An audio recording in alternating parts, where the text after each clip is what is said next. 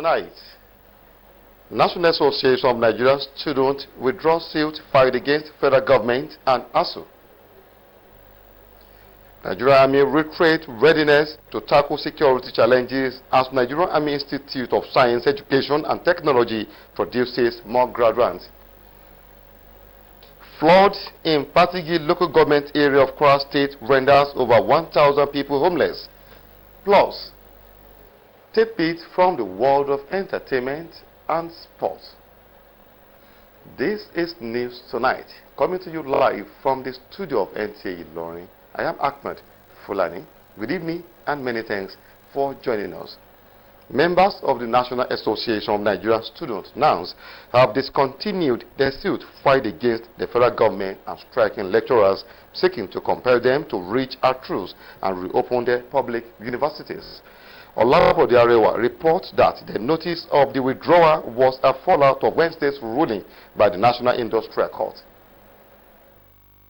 Recall that on Wednesday, Justice Polycarp Aman of the National Industrial Court Abuja ordered members of the Academic Staff Union of Universities to suspend their prolonged industrial action and return to the classroom while they continue negotiations with government over the implementation of past agreements. The National Association of Nigerian Students and the Socio-Economic Rights and Accountability Project, SERAP, had sought to join the suit as a necessary party. But this Friday, counsel to the students said their suit had become an academic exercise. We consider the impasse between the federal government and ASU as an oppression on the students of Nigeria, and the NANS president being the figure representing the interest of the students decided to ensue this action. Meanwhile, the suit filed by SERAP was also heard. Today they could not proceed because they had yet to file a response to the preliminary objection which the federal government has filed, and so they sought an adjournment to enable them file their response. A substantive judge is expected to hear the substantive suits upon commencement of the new legal year, but ASU has indicated interest in appealing Wednesday's decision. In Abuja, Olabode Arewa, NTA News. Over 174 participants have graduated from the third quarter courses of the Nigerian Army Institute of Science, Education and Technology with a charge to implement the courses studied in the various fields of serving the nation, wholeheartedly as military officers. The provost of the institute, Major General Bello Alhaji Soho, while addressing the graduates, also reiterated the readiness of the officers to tackle the security challenges facing the country. Aisha Yahya completes the report. In view of the asymmetric nature of war against insurgency, which the military has continued to degrade in the country, equipping frontline troops with requisite skills informed the establishment of Nigerian Army Institute of Science, Education and Technology, where officers can have access to more knowledge in handling insurgency. With 174 graduates for the third quarter courses in the institute, the course is timely because Nigeria needs more intelligence officers in the use of sophisticated weapons and literacy that can take the country to a better level outside insurgency. 10 courses are offered in the institute, including executive management courses. Take 2. 10 courses are offered in the institute, including executive management courses, basic museum and archive, basic library and training development advices course, among others. The current chief of staff, the person of Lieutenant General Farouk Aya, has placed high emphasis on training. He doesn't joke with training. And based on that, we key into his vision to ensure that our officers and even soldiers are well trained to be able to acquire the necessary knowledge, both from the leadership, geopolitics, critical thinking, emotional intelligence, and so on and so forth. So if you check the course content of the program, is very rich and wide. Top on the priority list of the graduates is to implement what has been studied in the institute immediately on the field, and as such have a Nigerian army ready to accomplish their assigned missions within a joint environment in defense of Nigeria. This course is designed to reinforce the senior officers' familiarity with geopolitical interests of Nigeria, build the leadership principles and skills of the officers to strengthen their research methods, reports writing, and paper presentations. Aside certificates that were presented to all the 174 participants, awards were also presented to some who were outstanding during the period of the courses. Aisha Abubakar Yahaya, NTA News. The 600 million naira grant to 30,000 female petty traders in Kwara State has been applauded with a call on government to ensure their program is not politicized.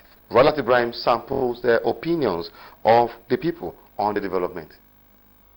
Kwara State government this week commenced the distribution of grants to petty traders in order to boost their businesses and make them more viable economically. With 600 million naira budgeted for the project and 30,000 female petty traders slated to benefit, how impactful can the 20,000 naira grant be? Describing it as a right step in the right direction, the call is for government to ensure the grant is given to those it is meant for and not politicized. We hope it continues, and we hope that we'll have very good and intellectual people that have integrity that will be managing it all, so that it will really get to the needed beneficiaries precise, because people could be very cunning at times. Let it not be that some set of people will be giving it to their families, their wives, their descendants, or such. Remilakun Abodede is a fufu seller who is yet to benefit from Oweshowo but is hopeful. I heard about the loan, but I am yet to get.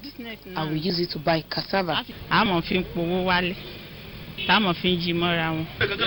help, although it's not that much, but it will go a long way in helping. The grant is administered under the state government's social intervention tagged Oweshowo, and beneficiaries are loaned 20,000 naira each to boost their businesses. Ralat Ibrahim, NTA News. The need for Muslims to know the rules and regulations guiding marriage in Islam was the focus of today's Jumat sermon at Sharia Court of Appeal, Jumat Mosque. Muhammad Azan is standing by for Jumat. In his message, the Grand Qadi Sharia Court of Appeal Ilorin, Justice Abdul Latif Kamaldeen, says Islam condemns in totality the act of fornication, hence the need for Muslims to get married. According to him, nikah is a contract between two people. However, the groom and the bride are to consent to the marriage of their own free wills. The cleric said it is unlawful for men to inherit women forcefully in Islam, adding that men should take full responsibility for their wives and children. He emphasized that Muslim women are not allowed to marry a man from other religions, as this is prohibited in Islam. He thereafter led the congregation to observe the 2 Rakat Jumat prayer.